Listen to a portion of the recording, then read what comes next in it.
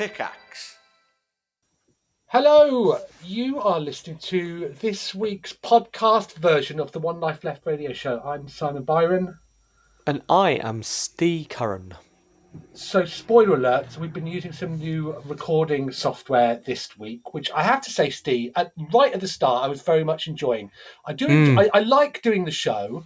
I hate editing the show. So when you said to me, "Oh, we won't have to edit the show," I'm like, "Well, I'm in. Let's do more shows in that case." But I thought we had a promising start, which was let down from the middle towards the end with some technical challenges. Yeah, the software has kind of dumped on me, and I will fire them I'll fire them a tech support request about this. Although I think, Simon, there might be some secret evidence if they listen back to the show. You'll have heard on one of the jingles, one of the news background jingles, that it sort of started and then restarted. Because I keep double clicking, I think you're only meant to single click on these things, and maybe it's just got a bit confused with all my double clicking. Okay. Because right now I can't click on the jingles and it won't fire them. But I'm confident we'll resolve that. Pretty confident we'll be able to get some listeners listening live next week, which we'll be recording at 7 p.m. on Sunday, won't we? Should be back to normal next week, and assuming my daughter is back to normal, and. We should as well be able to get guests in as well, which is super exciting. Yeah, because the reason why we haven't had guests on is that it takes a little bit of organisation to do before they turn up. Like, it isn't just you can just open your door and expect guests to wander in, sadly. And secondly, once they are on, there's a bit of it always takes about 10 minutes where you go, "Oh, can you double check that this is working?" And then it all takes longer, and then you have to edit in, and that also takes longer. So, it's not your fault, listeners, it's ours. It's definitely ours. But it's good to be back. It's good to be back on Pickaxe as well. Nice to have this slightly more covert conversation with you. Well, I mean, so the one thing that I had forgotten was the pressure of finishing on an hour. So my reviews at the end, shit. Because I just kept looking at the clock, going, because you need to speak for long enough, but not too long. And anyway, you see, I never ever feel that pressure because I don't pay attention to it at all, and because usually we don't have a clock there. But this new software literally has a thing telling us you've done 58 minutes of the talking part. So we'll get used to it. We will get used to it, but I must apologise to the developers of Foretales and Lego Bricktales for my very poor reviews this week. You announced a new game. But I did, yes. What, since we've been away, yes. Bots are stupid. Sounds what do you think? Brilliant. I'm really excited. There's a demo of it, isn't there? There is a demo of it, yeah. This now sounds like one of those paid podcast adverts. I should. I'm all for it. I'm all for it, Steve. Do you know what I saw? I'll tell you who I saw. This is a thing that I didn't say on the show. Who I saw at Reboot I saw the Arcade Paradise people. Oh, nice. Yeah. And did you hit them? Did you hit them with a skateboard? Oh, you couldn't. Exactly. Well, I saw Dre, who's one of the devs who I've never met before. Told him how much I love the game, and we talked about it on the show. We had a really nice conversation. He was great. And then I saw Leo, and I said, "Did you know your PR almost ruined your score by sending Simon the material and making me cross that I hadn't received a skateboard deck and what else did you get? A cassette? USB cassette record, yeah. But I told him how much I love the game. He said, okay. "Oh, do you want one? Do you want one?" I was like, "I'm absolutely joking. I would get murdered if I brought more pointless video game stuff into my home." I'd have trouble carrying it back, Leo. What with this award I've just won? And you got hand luggage. Out of interest, but I was giving them. They were giving me codes and stuff to send to the Yogscast. And it was a part of it. And they went, "Oh, do you want some?" Seeing as though you're passing it on to everybody else. I was like, "Yeah, okay." Oh, nice. Yeah, you scratch my back, I'll scratch yours. I see how it works. Right. And I'm the one giving them a 7 on Britain's oldest running, or the world's longest running video game radio show. How is it possible, after 17 years of doing this, I still can't say that? It is. Give it another 17. Yeah. Talking of Reboot, I was genuinely disappointed with your level of gossip. And I was hoping that actually you were saving some for this intro. Did you see anybody kissing that shouldn't have been kissing? No, but I'll tell you my favourite moment of Reboot was when I was with a good friend of ours and the show's, Nina Cliff, who works for Sumo now, doesn't she? She does. We were out by the Sheraton pool, and it's a little paddling pool. You can see how deep it is, and Nina stepped in it just to have a little paddle, but it turns out water refracts light, and it was much deeper than she thought, and she was suddenly up to her knees in water, and my daughter just stood there, watched her with her hands behind her back, was just like, I wouldn't have done that. It was very helpful, and Nina couldn't get out as well because it was slightly too high to make a dignified exit. So that was some low key gossip. I don't know. I genuinely don't think I saw anything. Oh my god! Okay, so I did find a piece of video game gossip. I can't say it now, but I will tell you somehow. That doesn't help the listeners. Might have to announce it in the pre-show at our live recording next week. Okay, so it couldn't be said on the radio. It's too spicy for podcasts. Join us in the preamble next week. Instructions will be on the Discord. Yeah, that's right. Sorry, just to conclude what I was going to say about your game, whose name I've genuinely forgotten. Bots are stupid. Bots are stupid. Now. I'm not going to play the demo because I don't like playing demos because they annoy me when I can't play the whole thing and I'm into it, but it sounds like my sort of thing, so I am really, really excited about that. It's good fun. Should be out next month. Should be. Good. Well, thank you for shoehorning that into the intro, Steve. I'll send you the £5 as requested. And the skateboard deck. Right. We should crack on. Thank you for listening to the show, everybody. Do join Discord where we should be able to invite you to the preamble where you'll be able to hear next week what's the gossip Steve couldn't say on the radio or the podcast. We will reveal it next week. But until then, here's the show.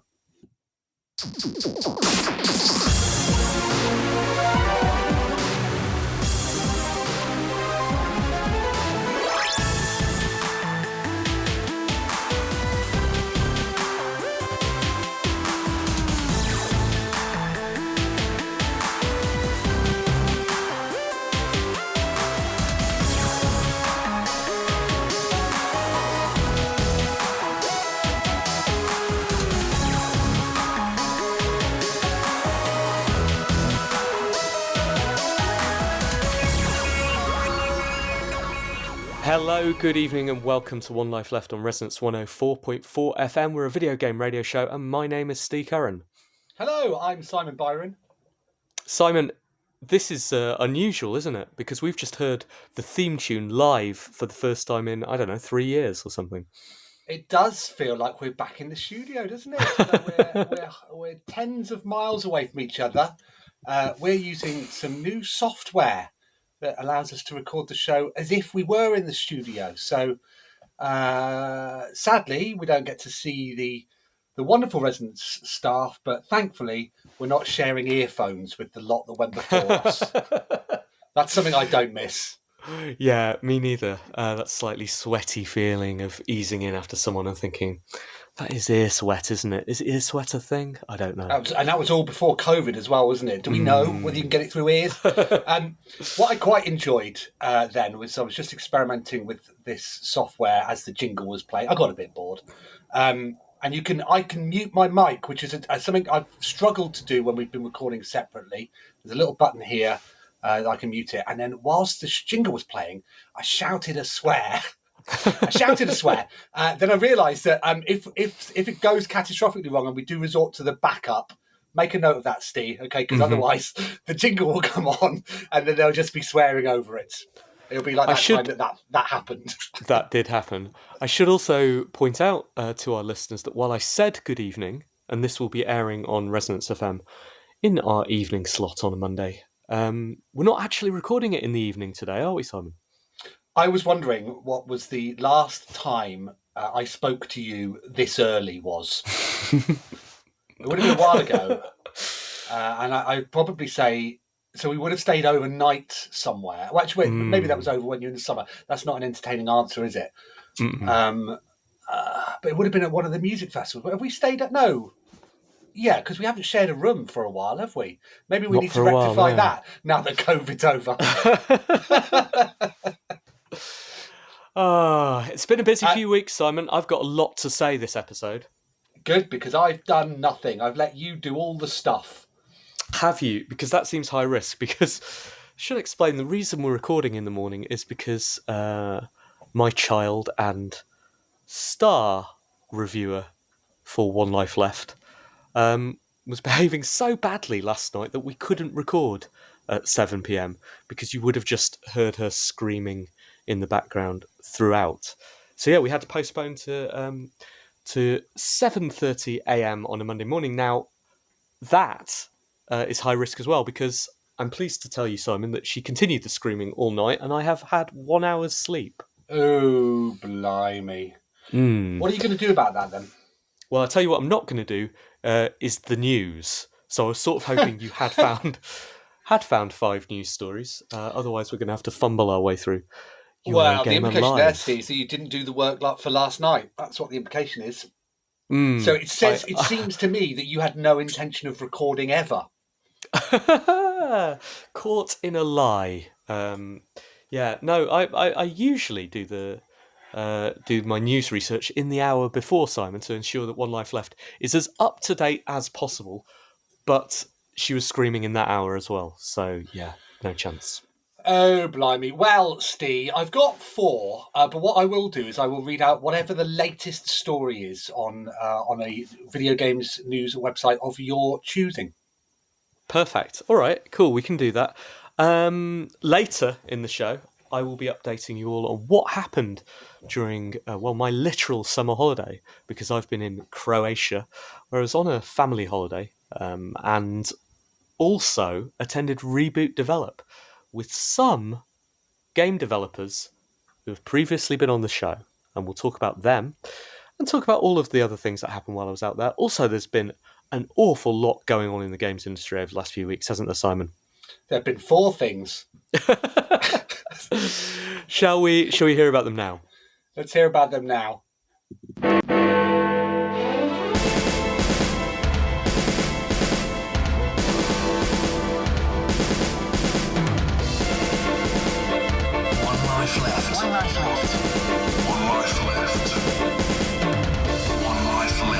Video game news with Anne Scantleberry.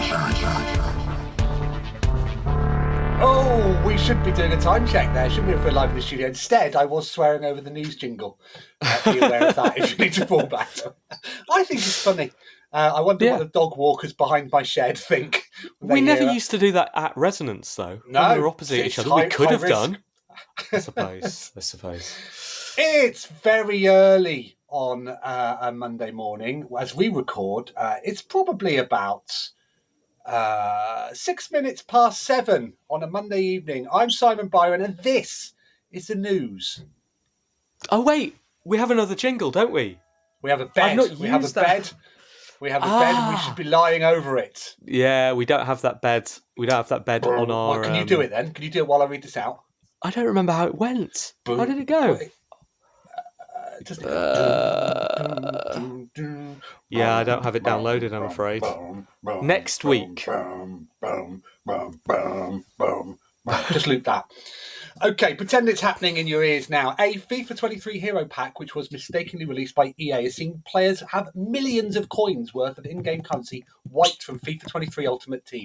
The pack, which was briefly available from 6 p.m. BST last night, see when this was written, the 9th of October from videogameschronicle.com, Jordan Midler, offered players a tradable foot hero item in FIFA 23, some of which are worth millions of coins for 25,000 coins.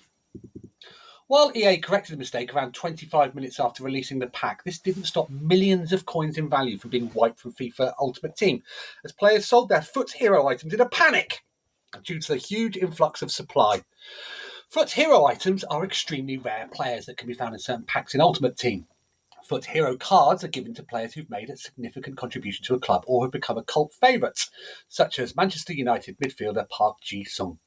Due to the item's incredible rarity, they are often extremely expensive on FIFA 23 Ultimate Team's virtual transfer market, with some items, such as Yaya Toure, selling for 1.9 million foot coins, which a prominent third-party coin-selling website values at just under £400.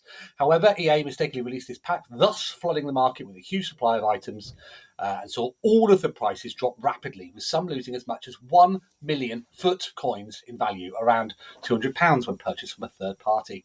EA has yet to comment on the mistake. However, the damage on the market is permanent. Most, if not all, players have lost value, and while the market has recovered somewhat following the removal of the pack and the subsequent lack of supply of foot hero items, the loss of coins is irreversible. Players who managed to purchase the pack may be in even more luck, however, as the pack was advertised as untradeable, meaning the item couldn't be sold on the transfer market. In past instances, when EA had sold a pack with the wrong description, they typically compensate players with the original pack, meaning some players may receive 2 foot hero cards for as little as 25,000 coins. So, many words in that story. Steve, how many of them did you understand? Absolutely bewildered by the whole thing, Simon. I am not a FIFA Ultimate Team player, although I do have the new FIFA and I have played it for upwards of 7 minutes. Okay, so you haven't got a foot hero card, or you haven't bought any foot coins? No, I don't understand that world at all. Do you? I mean, it sounds like fun, doesn't it? When you read this sort of thing out, doesn't it? It sounds like a right laugh. No, I don't. Obviously, this involves playing online, which involves venturing online, which involves playing with children and being called all sorts of slurs and being schooled in the art of football. So I do generally try and steer clear of it.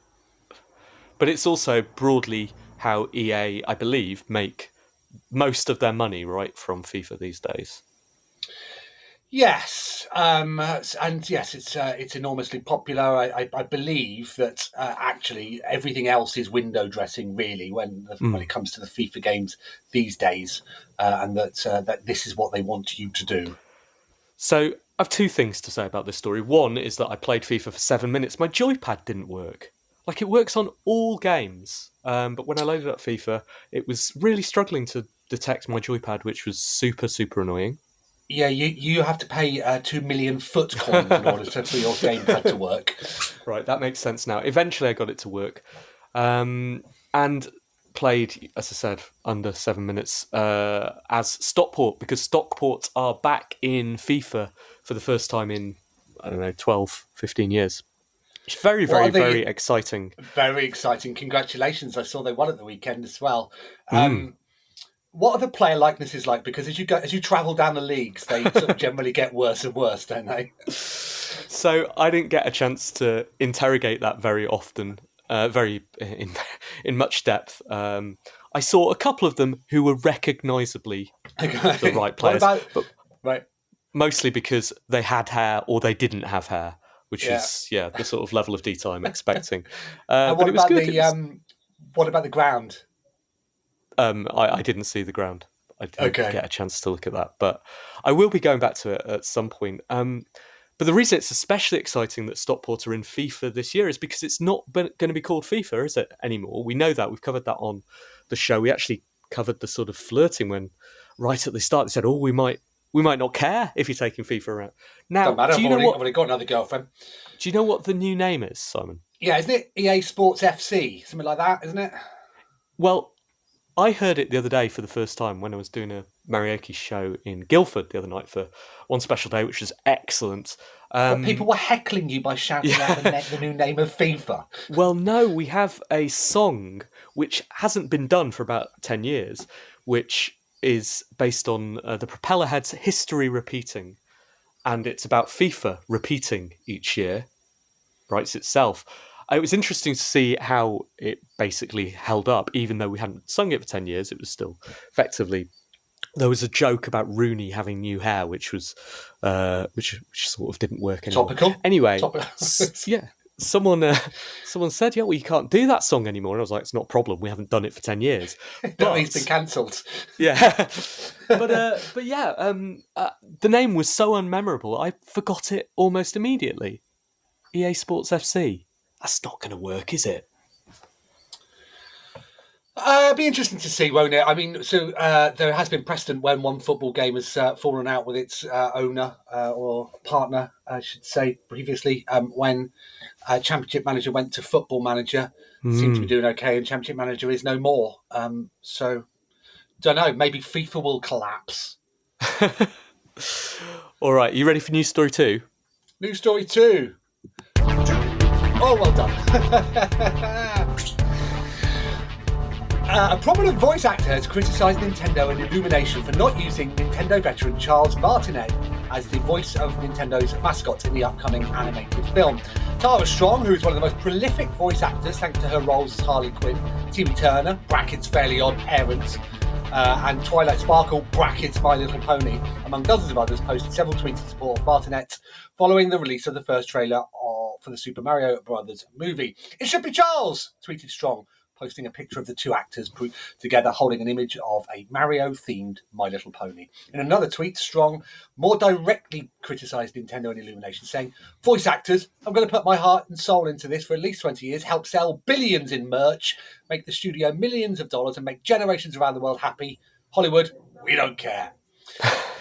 Considering Martinet's long association with the Nintendo mascot, Chris Pratt was a controversial choice for the movie role. Unsurprisingly, fans have already used AI to insert Martinet's voice into the Mario movie trailer. While some have criticised the film casting Pratt as the plumber when it was first announced earlier this year, the co-producer of the film has publicly defended him. That's from VideoGamesChronicle.com, written yesterday.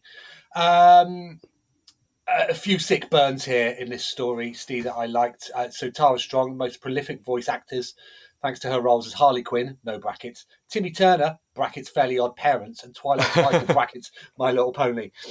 I'm imagining Fairly Odd Parents was a piece of media that she voiced as opposed to a commentary on her actual parents. And then, yeah, voice actor supporting voice actor is not a surprise here, really. It's not a news story so much, but it does give a lead into a couple of things about this. But sorry, I interrupted you.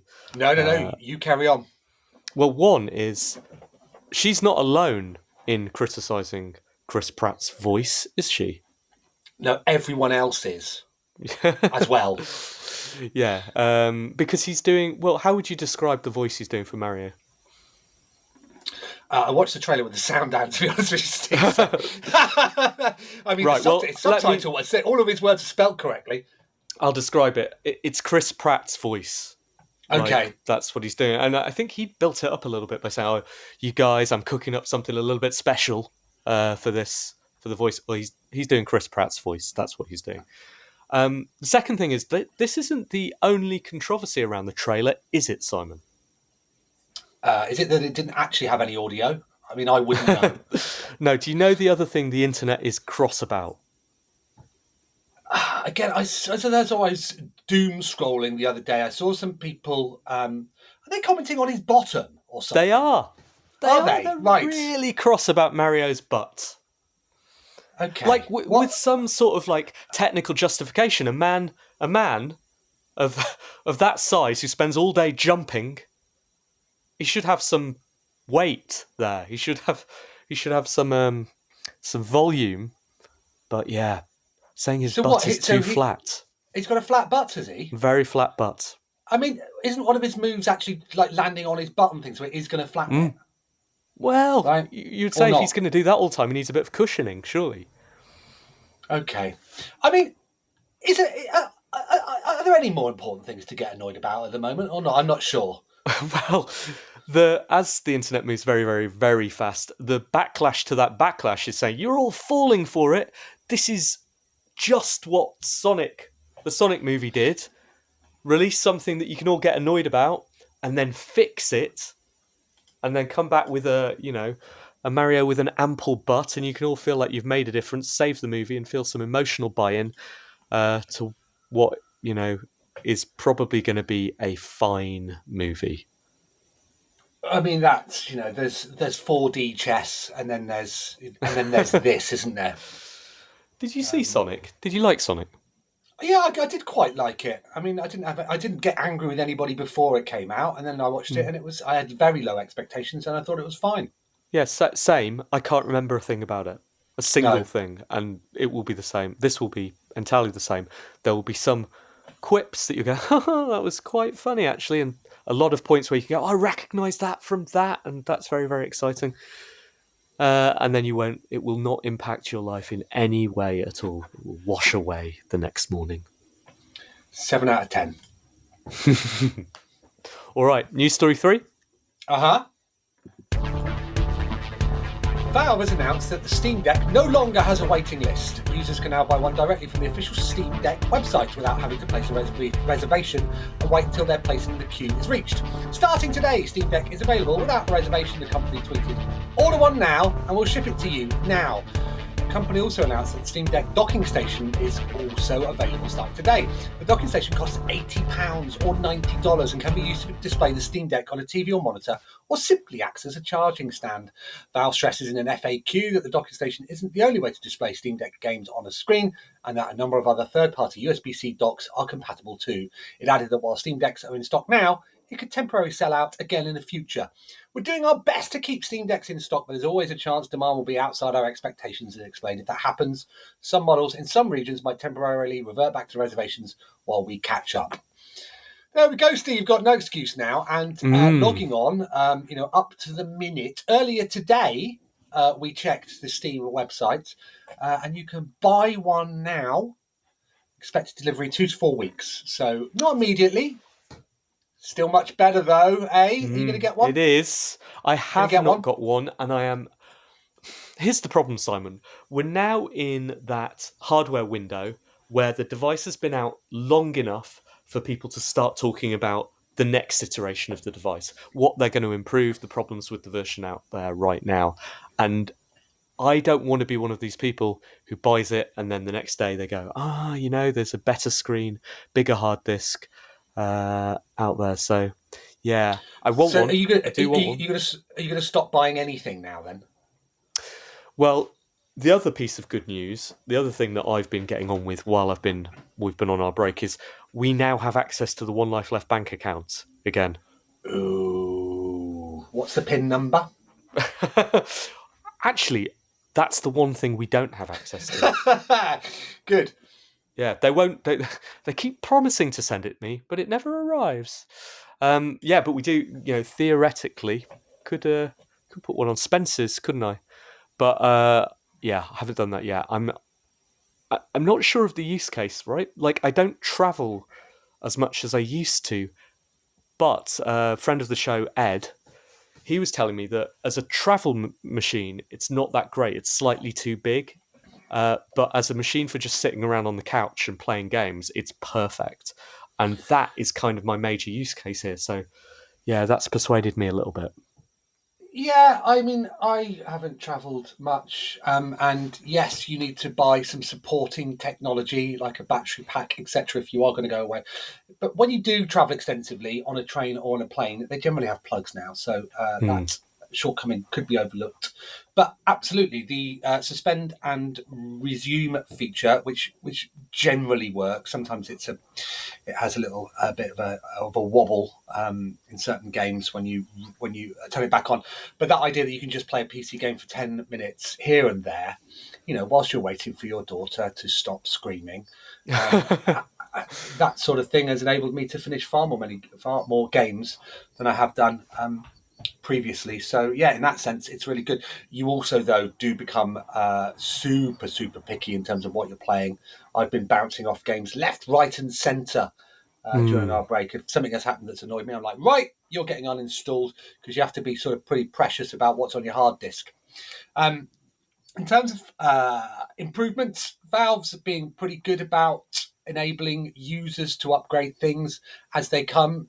Not that there are any yet, but in the future, you can open it up, and the hope is that you will be able to stick a better battery in, or if yours degrades, apparently it's really straightforward to slip a bigger hard drive in there. So yeah, what are you waiting for? Come on in. Jump on in. Maybe for Christmas, depending on how our currency devalues itself over the next few months, and also depending on whether I get the One Life Left PIN number or not. News story 4. Nintendo is reportedly cracking down on uncensored nudity in adult-themed games on the Switch eShop. That's according to Amazing Mature (Lewd) Titles publisher Gamuzumi, who has put out numerous adult-themed Switch games in recent years, including Elves Fantasy Hentai Puzzle, Beauty Bounce, and Inside Her (Bedroom). However, according to the I know exactly. That's an important clarification, Steve.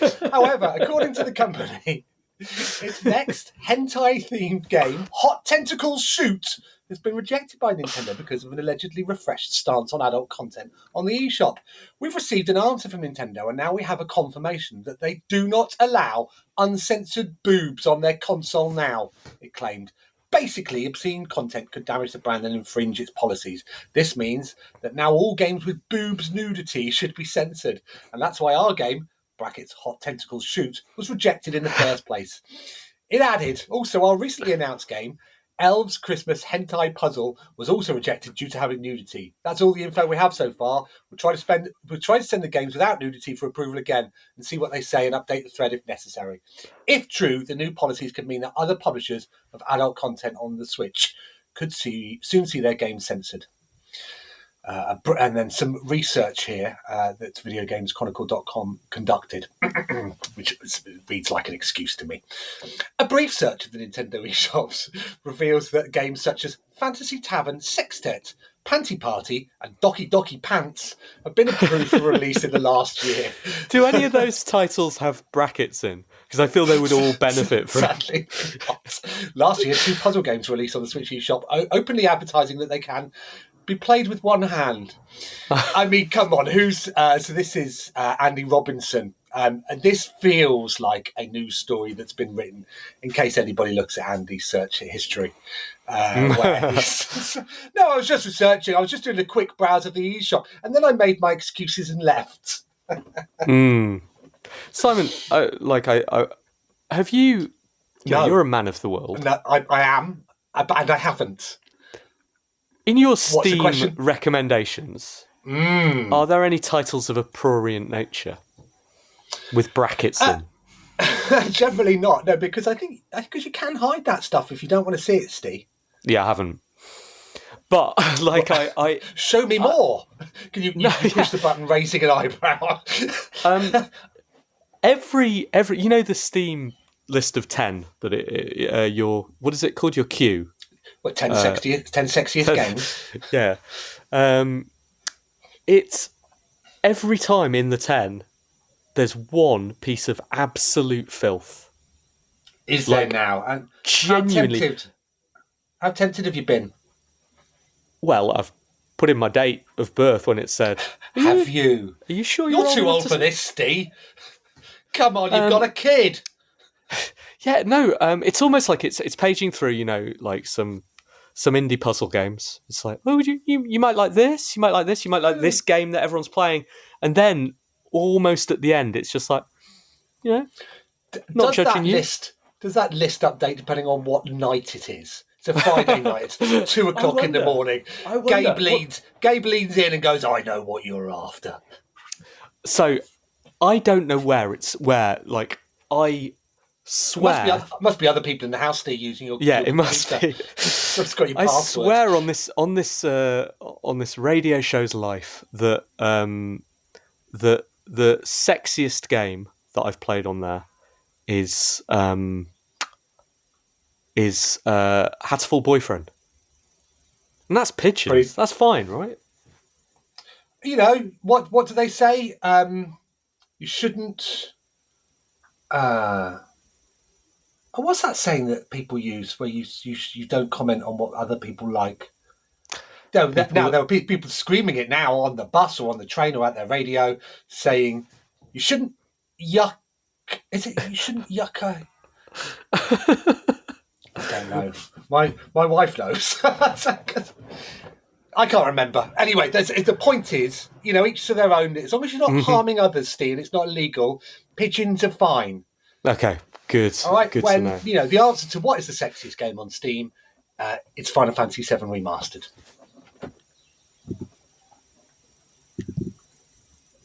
Oh no! Why is the jingle not firing? It's given up. It's given up. Smooth exit from the news there. What about Story 5 though? You said you were looking. I didn't. I said when you listen back, when you have to edit out the swear words, it's me saying that I found 4. All right, thanks, Simon. Thanks, Steve. Genuinely, they're not. Boom, boom.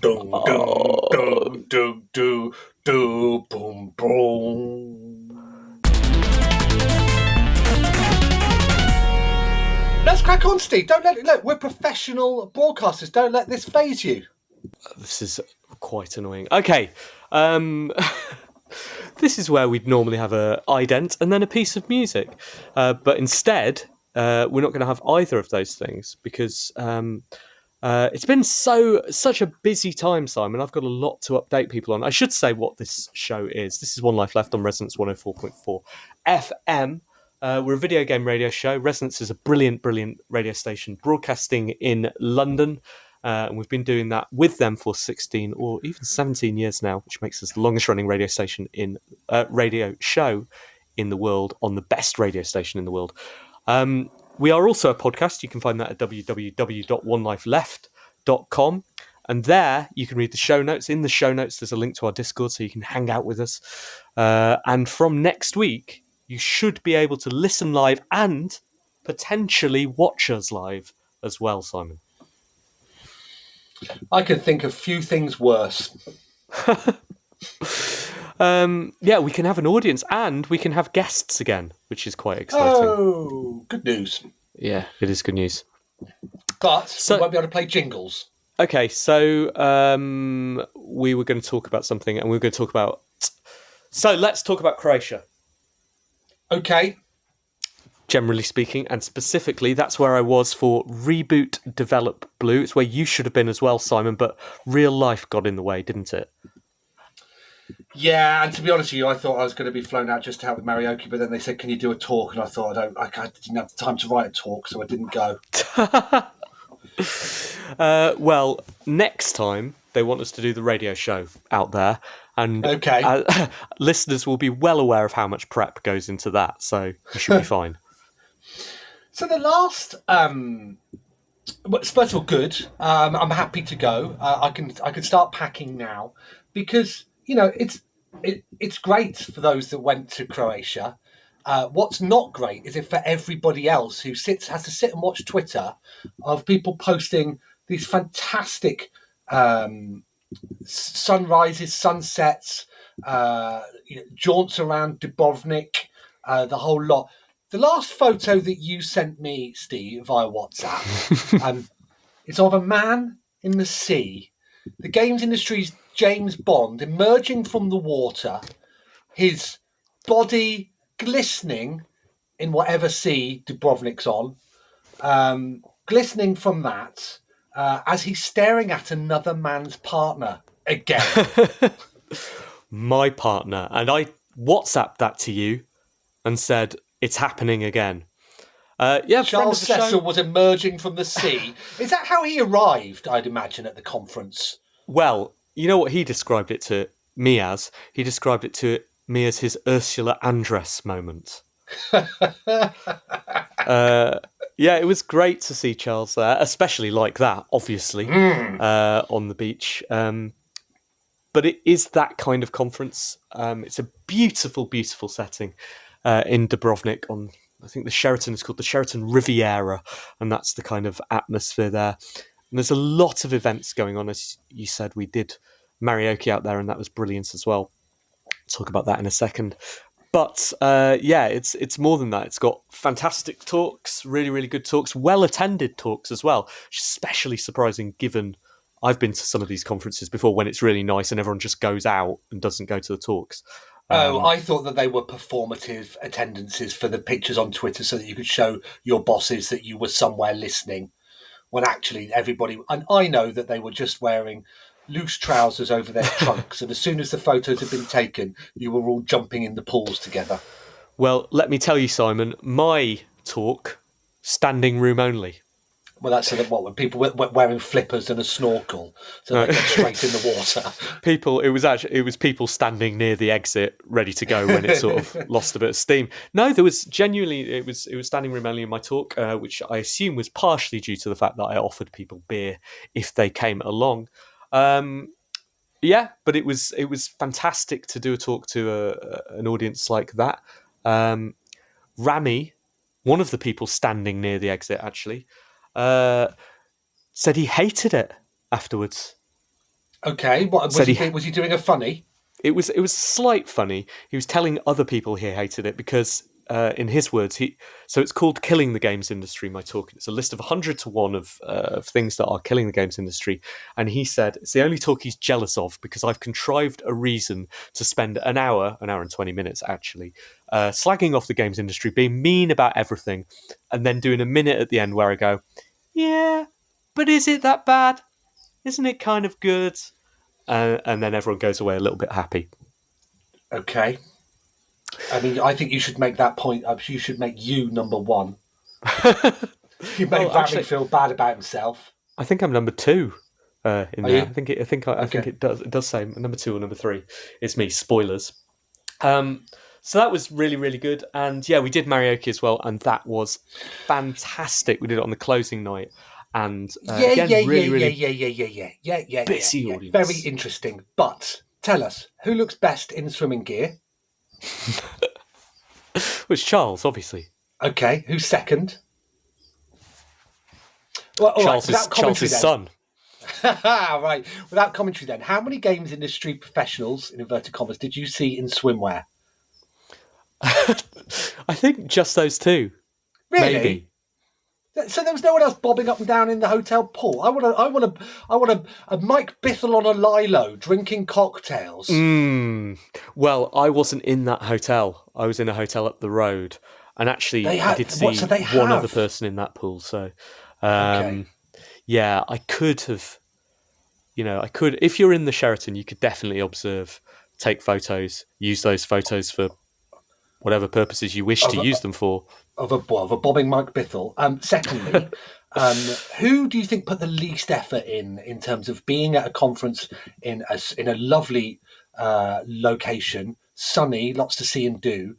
Was there anybody that you saw bunking off? You don't have to name them, but like someone walking around with lots of shopping, whilst then sitting down for one photo at a talk, pulling their lanyard on, putting a t-shirt on and then a lanyard. I saw someone who typically has a lot of meetings at these conferences, and I asked if I could see them, if they could squeeze me in, and they said, absolutely no problem. I'm doing F all. I've done enough this year already. Whoa, it's still 2 months to go. Okay, that's good. So did you see them? I did see them. Wow. I did. And then they should have even more time off, shouldn't they? Okay. Yeah, and then is there anything else that happened that you couldn't say on a radio show? Well, interesting.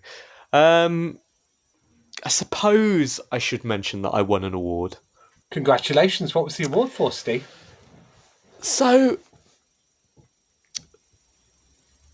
yeah, I'm not exactly clear. I was hosting the awards, so it was kind of weird.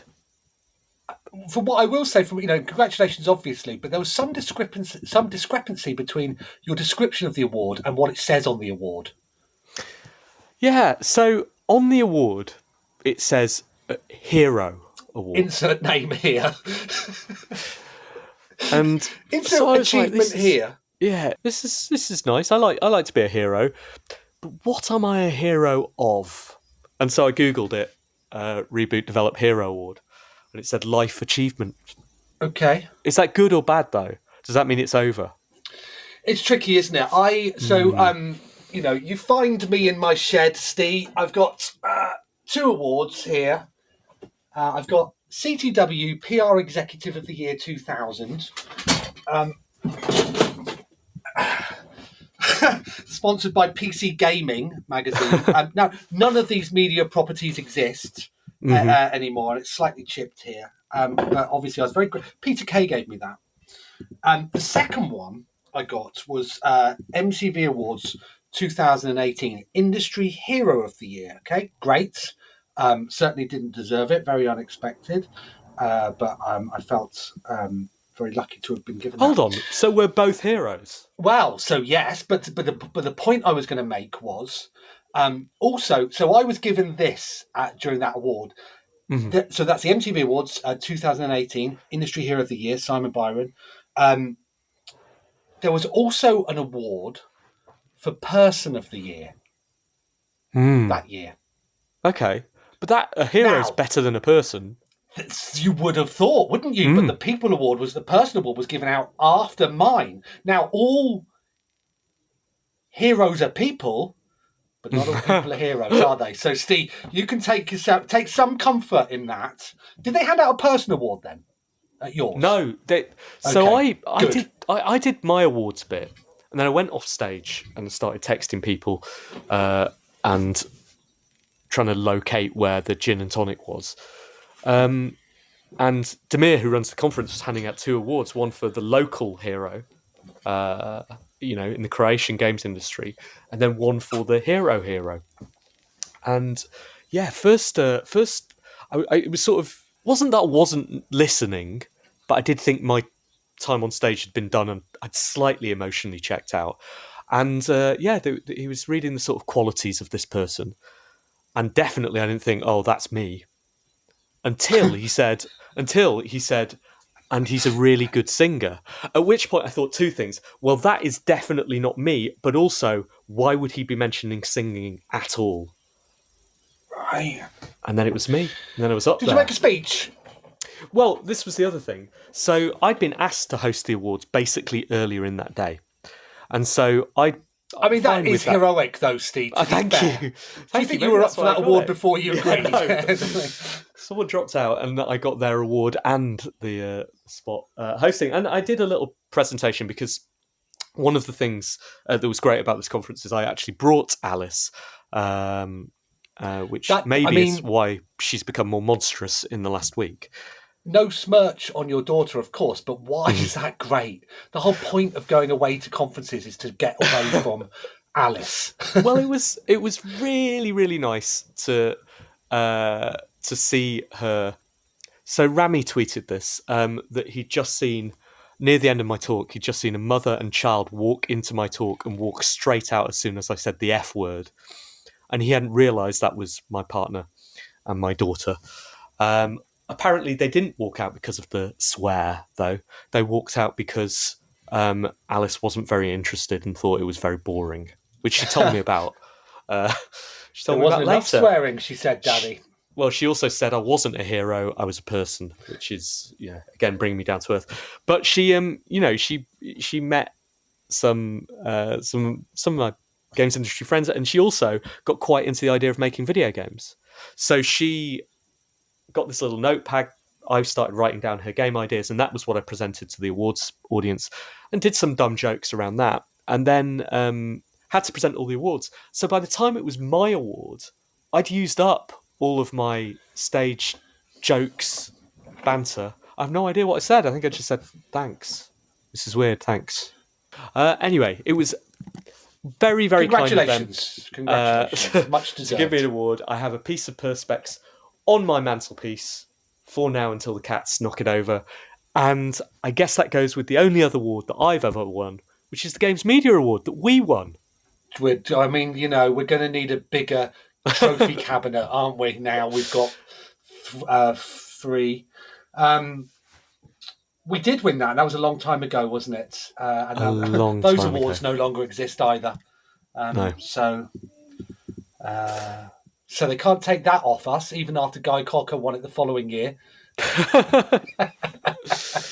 Good. Well, congratulations. I'm glad you had a nice time. I will admit, I'm slightly disappointed at the level of gossip that you've returned with, and I would when we sit down at the end of the year and we review our performance, that will be something to improve upon, I would say, for 2023.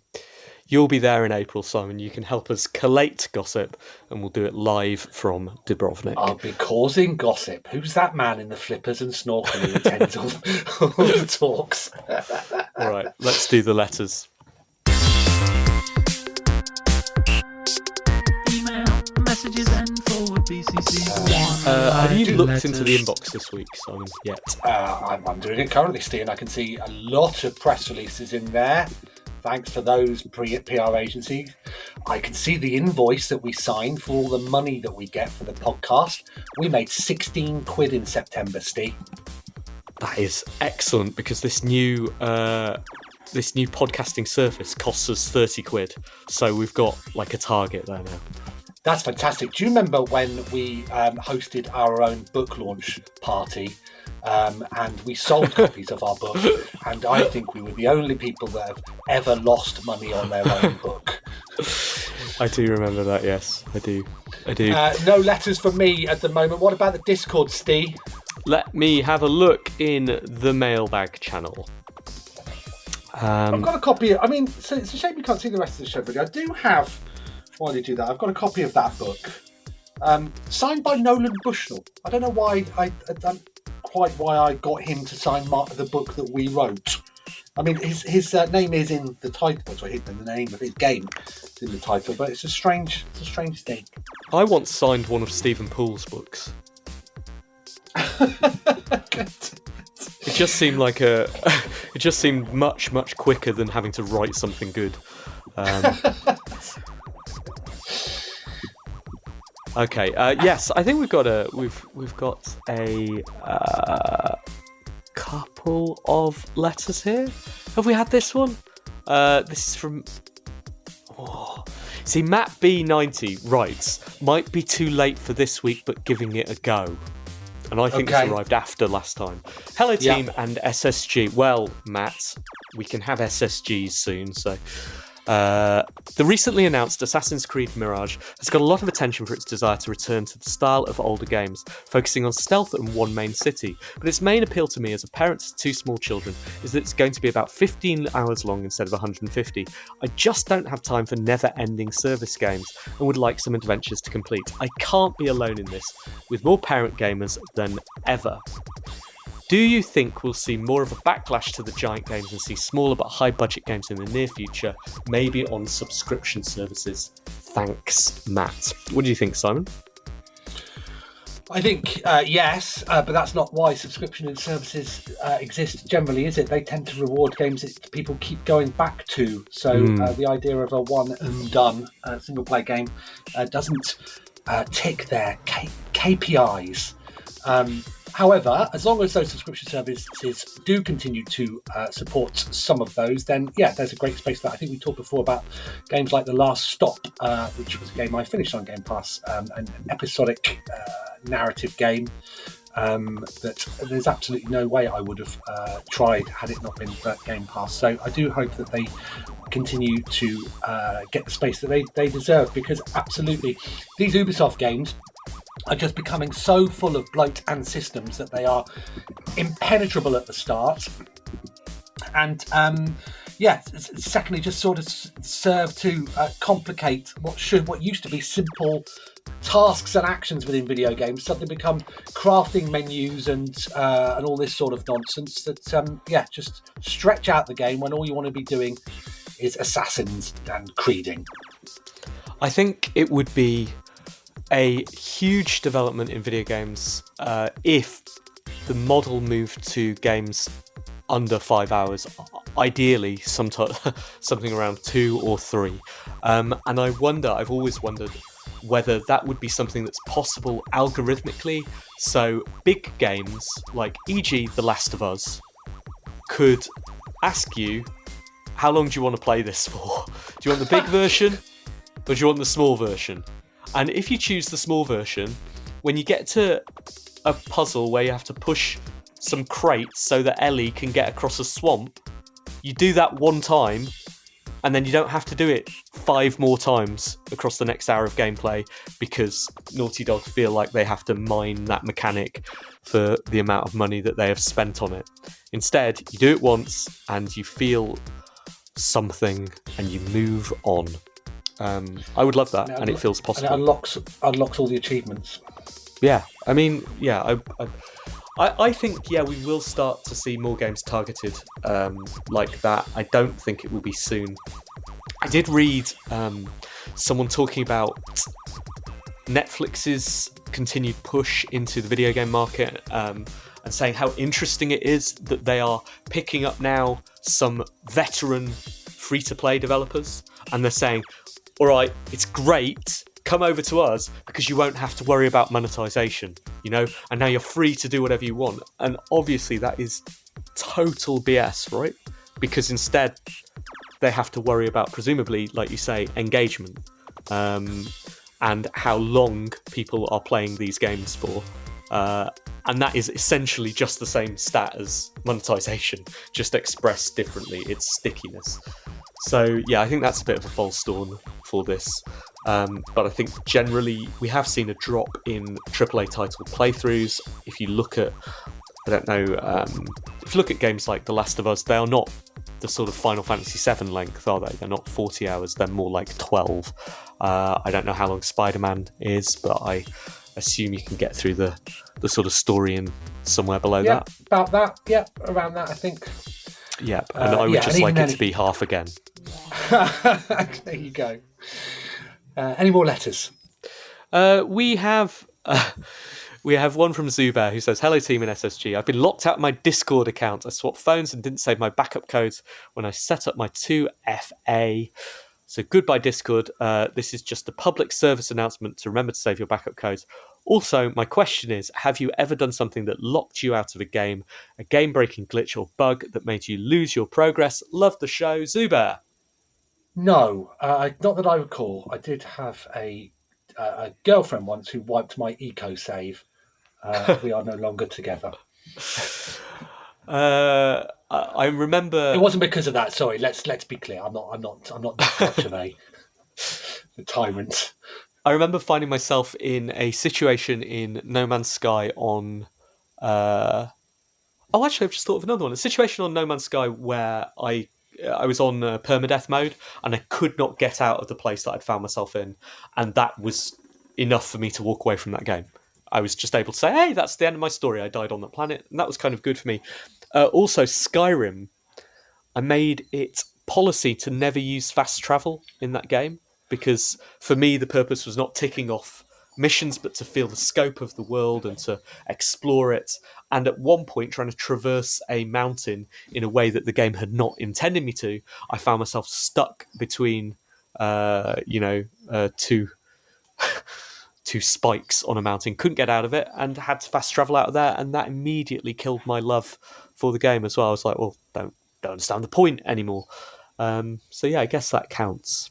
Good stuff. I'm worried about time, Steve. We've got reviews to do. Should we thank people for their letters? Do keep them coming. And if you you can start suggesting guests now, or even nominate yourself. And if you fancy that, please email team@onelifeleft.com.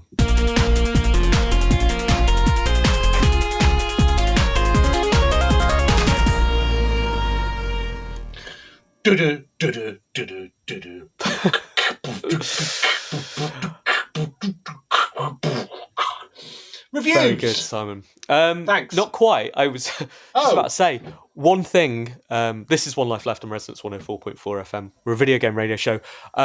Charles did say in his swimwear, he said, "Steve, please can I come back on the radio show?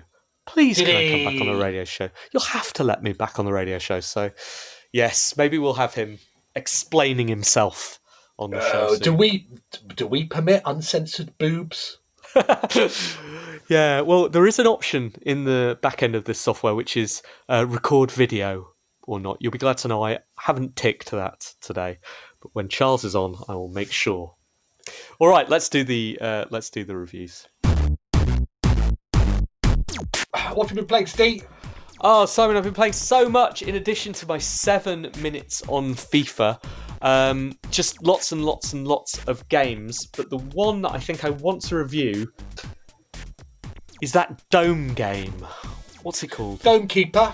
Dome Keeper, thank you. Now, this was blowing up in a kind of indie whisper way while I was at Reboot Develop. A lot of the people I talked to said, have you played Dome Keeper? You know, Dome Keeper's really good. It's just made by 2 people. And it's, you know, really, really very addictive, compulsive core game loop. Have you played it, Simon? I have not, Steve. Okay, well, for those of you like you who haven't played it, it's a roguelike, which in these days just means it's procedurally generated a bit, and you play the same thing over and over and over again, and you get a bit better at it, and you pick up perks that allow you to start with slightly better stuff. You are in a dome on a planet, which is you've crash landed there, and the dome, this glass bubble snow globe in 2D, is being aggressively attacked by aliens, and there's basically 2 parts to the game. One is you dig beneath the dome and try and find resources. The second part is you defend yourself against aliens that are trying to smash the dome, and those happen in turn. So you're given 90 seconds, dig down, get as much stuff, bring it up top, spend that stuff on buying a better weapon or whatever, and then shoot down the aliens in a kind of missile command sub-game. Is it called a sub-game if it's sort of 50% of the game? I don't know.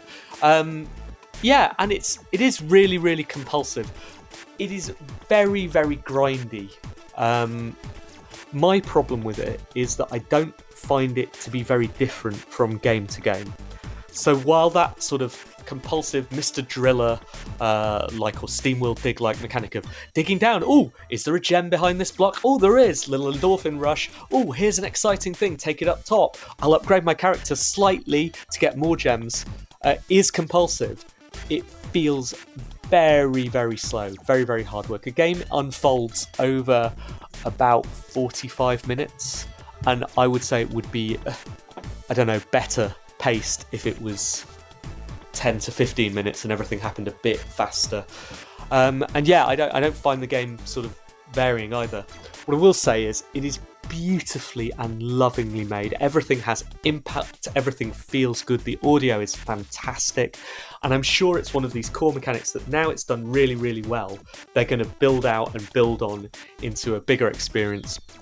And they've already added, I think, some game modes. There are hooks there for other things as well. So I'm really, really looking forward to seeing what it is in a year or so's time.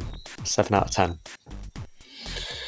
Good stuff. I've been playing a couple of games. Foretales, which is Slay the Spire with a story, a narrative Slay the Spire. It's I forget who made it actually. Published by Dear Villagers. Developed by Alchemy. So it's a narrative-based deck builder in which most of the story feels like a very, very modern take on the Choose Your Own Adventure books, although played with with decks of cards. Beautifully presented, interesting switch on the deck builder. Most of them are sort of combat games. Whilst this does have combat in it, it does have choices that you can make that affect where the story goes and how your characters get on, etc. I found it a bit overwhelming at first, but stuck with it thanks to the art style and the production on it, which is super lovely, sort of fantasy world. Really, really good. Very, very different. If you do like card-based games, and let's face it, who doesn't? This is much more of a story-based one. 7 out of 10. Recommend that. Cautiously recommend Lego Bricktales. I've had my eye on this for ages. Was very much looking forward to it. Early doors for me. It's a Lego. Basically feels like Captain Toad's. The isometric Captain Toad game, but infused with Lego building in it. So you play through these sort of isometric dioramas almost, completing puzzles which require you to construct things out of Lego. It's not quite as freeform as I had hoped that it would be, So actually putting the bricks together and all that sort of stuff, you're sticking to broadly speaking, rigid templates initially. It's opening up slightly, but hasn't got there as quickly as I'd like at the moment. I'm not certain it's quite as good as the other Lego games, but I will stick with it. 7 out of 10. Brilliant. Thanks, Simon. That's it, isn't it? I think we're basically at the back end of the show now. Thanks for bearing with us. I mean, you, Simon, as well as all of our audience through all these technical glitches. But it's been quite fun, hasn't it, having this new platform? We're going to have to play the theme immediately. And we will have an audience next time and maybe even a guest. Thanks to Resonance for hosting us. And thank you so much to everyone for listening. Until next time, Goodbye. Goodbye.